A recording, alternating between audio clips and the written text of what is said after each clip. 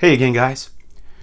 I'm going to do something that I rarely ever do. I want to talk a little bit about card prices for 1 minute. So, I showed this 1952 Willie Mays. And, I always said I don't understand why this card is so much less expensive than the Mickey Mantle. Now, that Mickey Mantle 52 Topps is an iconic card, and the prices just keep getting higher and higher. So it sparked my interest to do a little comparison, because there's always the argument who is the best modern day all-around ball player. And I think most of us baseball fans, if you want to exclude the steroid era, because Barry Bonds would certainly be in that argument, I think most baseball fans would say Willie Mays. And so, like I said, it sparked my interest into doing a little research, and I want to make an argument now for why the 1952 Topps Willie Mays should be worth a lot more money, or the 52 Mickey Mantle should be worth a lot less money. So let's do it. I jotted down some numbers here. Let's first look at the players, Mickey Mantle versus Willie Mays, and where they stand on the all-time lists. So, all-time home runs. Willie Mays is 6th. Mickey Mantle is 18th. All-time hits list. Willie Mays is 12th. Mickey Mantle is 123rd.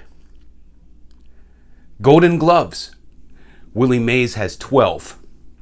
Mickey Mantle has 1. RBIs. Willie Mays is 12th on the all-time RBI list. Mickey Mantle is 56th. Stolen bases. Willie Mays is 122nd all-time. Mickey Mantle is 533rd. Batting average. Willie Mays is 159th all-time. Mickey Mantle is 201st all-time. Most strikeouts, most times they struck out on the all-time strikeout list.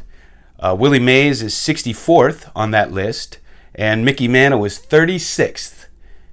Struck out 36th most times of all time, and when he retired, actually was first on that list. He had passed Babe Ruth. Let's look at slugging percentage. Willie Mays is 17th on the all-time slugging percentage. Mickey Mantle is 18th, right behind him. Let's look at WAR. Willie Mays is 5th all-time in WAR. Mickey Mantle is 21st. So it's pretty clear to see that Mickey Mantle is lower in every category than Willie Mays. So let's take a look at the card itself. I went onto PSA to look at some pop reports. So the PSA Mantle, with qualifiers and everything, there were 1,736 graded. Willie Mays, there are more. Total with qualifiers and everything, 2,420. But let's look at the highest graded ones. How many Willie Mays in a 10 were graded by PSA? Just 1. How many Mickey Mantles? 3. Let's look at 9s. There were 9 Willie Mayses in a 9. There were 6 Mickey Mantles in a 9. However, there were, for Mickey Mantle, 6 qualifiers, and for Mays, only 4 qualifiers. So total 9s, 13 for Mays, 8 for Mantle. Then let's look at 8s. PSA 8s, there were 35 of each. If you add in the half grades, there were 5 more each. If you add in the qualifiers, Willie Mays had 5 qualifiers, and Mickey Mantle had 8 qualifiers. That means there's 53 Mickey Mantle 8s total, and there's only 45 Willie Mays 8s total. Now let's look at the prices.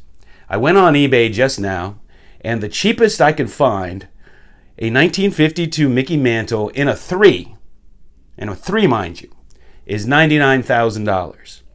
And the cheapest I could find a Willie Mays in a 3, and these are both good-looking 3s, was $11,500.